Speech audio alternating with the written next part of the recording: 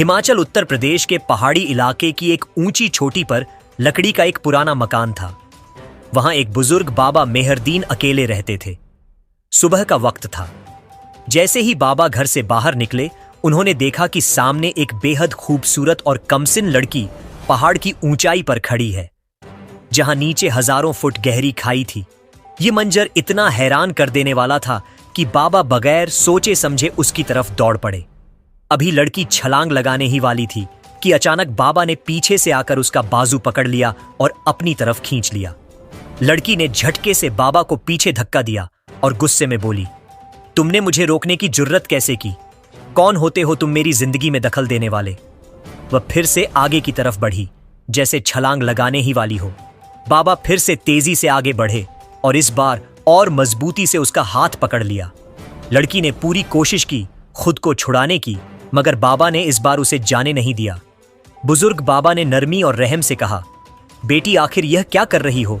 मुझे बताओ तो सही, शायद मैं तुम्हारी कुछ मदद कर सकूं। लड़की की आंखों में आंसू थे। उसने कहा, आप क्या मेरी मदद करेंगे?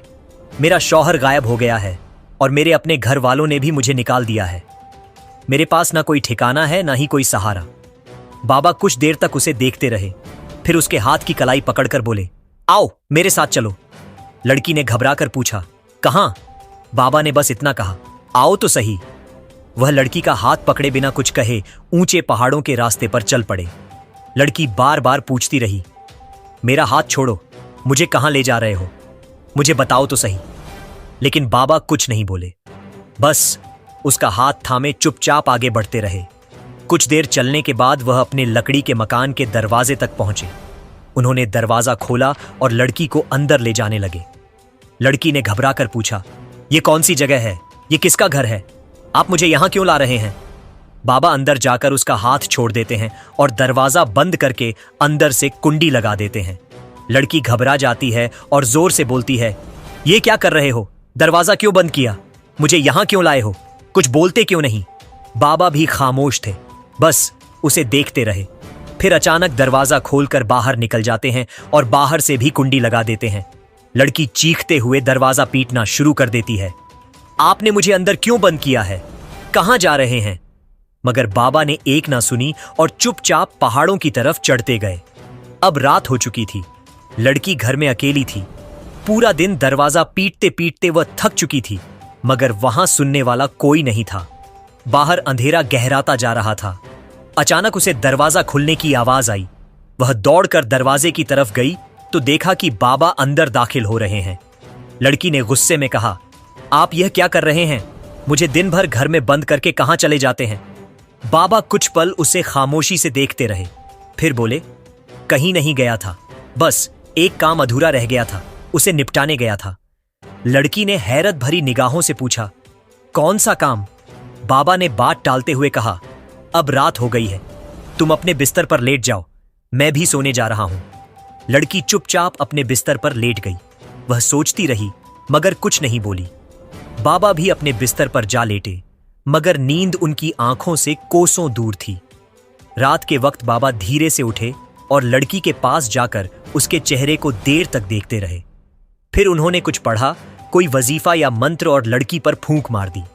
जैसे ही लड़की ने करवट ली, बाबा भागकर अपने बिस्तर पर वापस लेट गए और अपने आप से बुदबुदाए, कल इसे अपने साथ पहाड़ की ऊंचाई पर ले जाना होगा, वहीं जाकर मेरा मकसद पूरा होगा।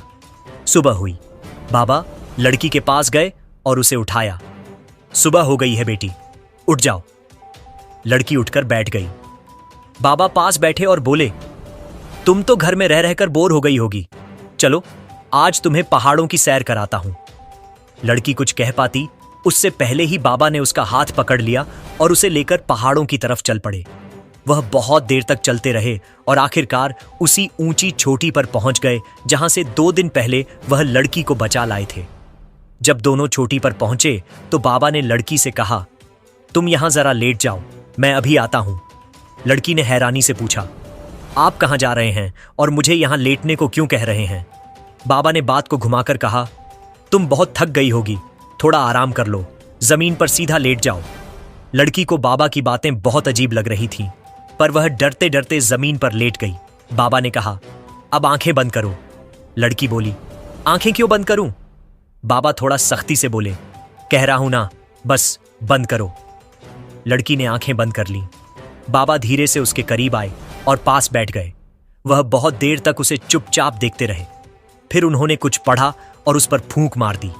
बाबा दबे पांव वहां से उठे और धीरे धीरे पहाड़ से नीचे उतरने लगे। वह घर वापस पहुंचे और अपने बिस्तर पर लेट गए। कुछ देर बाद जब लड़की को महसूस हुआ कि आसपास कोई आवाज नहीं है, तो उसने अपनी आंखें खोली और इधर उधर देखा। वहां कोई नहीं था। उसने बाबा को पुकारा, मगर कोई जवाब नहीं आया। लड़की अब पहाड़ की ऊंचाई पर अकेली बैठी थी। रात होने लगी, अंधेरा गहराने लगा। फिर अचानक उसे पहाड़ पर किसी के कदमों की आहट सुनाई दी। बाबा मेहरदीन फिर से छोटी की तरफ चढ़ते आ रहे थे। जब बाबा उसके पास पहुंचे तो लड़की गुस्से में भर गई और बोली, ये आप क्या कर रहे हैं?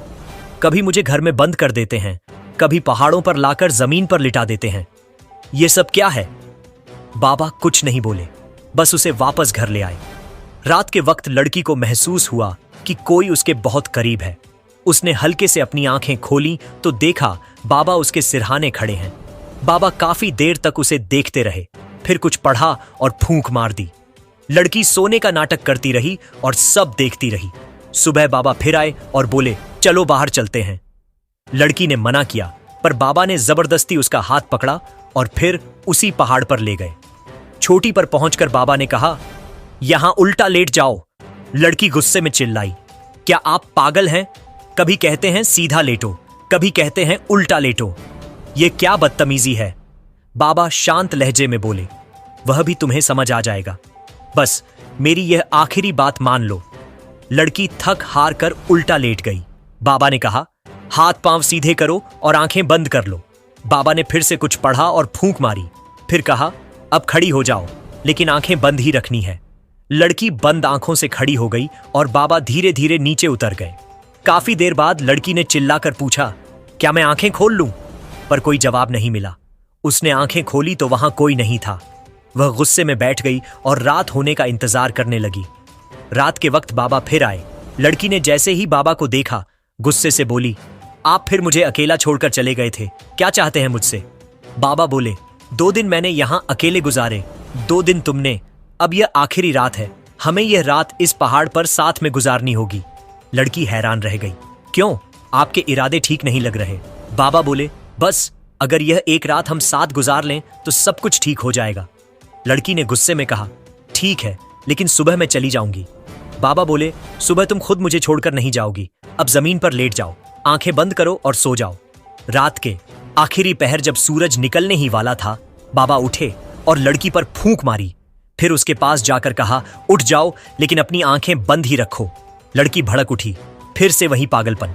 बाबा ने कहा, नहीं, इस बार मैं यहीं हूं, बस आंखें बंद रखो। लड़की ने जैसे ही आंखें बंद की, उसे महसूस हुआ जैसे किसी ने पीछे से आकर उसे पकड़ लिया हो और उसकी आंखों पर दोनों हाथ रख दिए हों। गुस्से में लड़की चिल्लाई, ये क्या हरकत है? लेकिन कोई जवाब नहीं आया। लड़की ने झटके से खुद को छुड़ाया। जैसे ही पीछे मुड़ी, वह हैरान रह गई। वहां बुजुर्ग बाबा नहीं थे, बल्कि एक नौजवान शख्स खड़ा था। लड़की दंग रह गई और जोर से चीखने लगी, अल्लाह, ये तो मेरा शौहर है। वह खुशी से दौड़ती हुई उससे लिपट गई। फिर उसने पूछा, वह बुजुर्ग बाबा कहां गए? नौजवान ने कहा, चलो, मेरे साथ चलो। वह उसे उसी घर में ले गया। लड़की ने कहा, यह तो बाबा का घर है। शौहर ने मुस्कुराकर कहा, तुम पहले भी तो यहीं रहती थी। लड़की हैरानी से उसे देखने लगी। तुम्हें कैसे पता? शौहर ने बताया, किसी को जाने बिना फैसला नहीं करना चाहिए। क्या तुम भूल गई?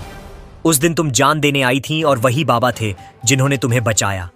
लड़की ने कांपती आवाज में पूछा, तुम्हें यह सब कैसे पता? शौहर ने जवाब दिया, जिस दिन मैं घर से निकला था, रास्ते में मुझे एक जादुई लड़की मिली जिसने मुझसे शादी के लिए कहा।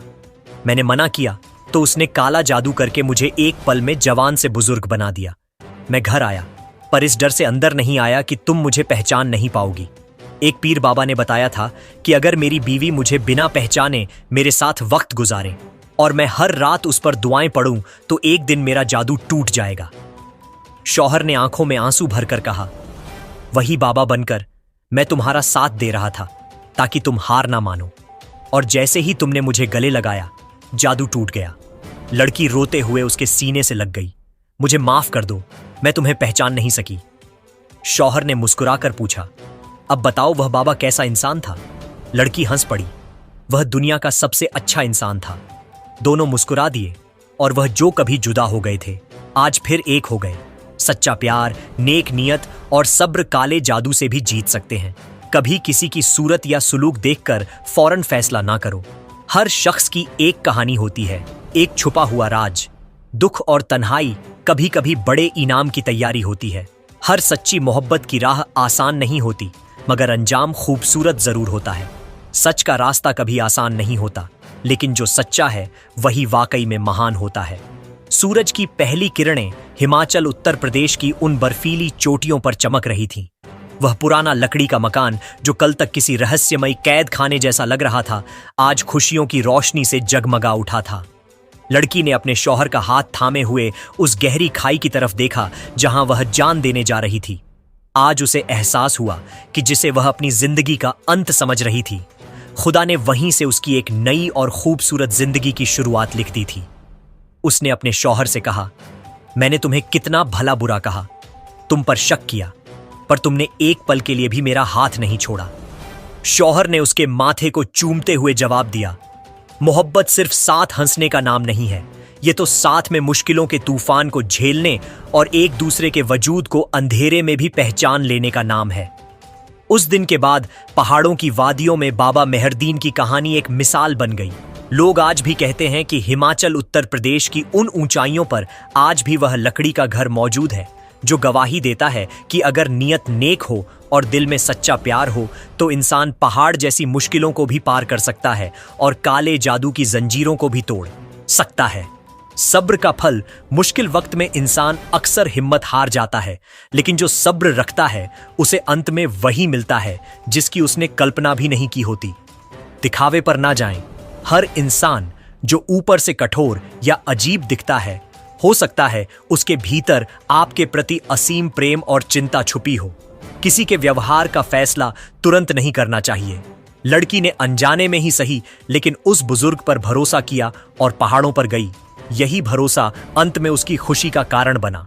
सच्चा प्रेम शारीरिक सुंदरता का मोहताज नहीं होता, वह रूह का रूह से मिलन है जिसे कोई जादू या समय नहीं मिटा सकता।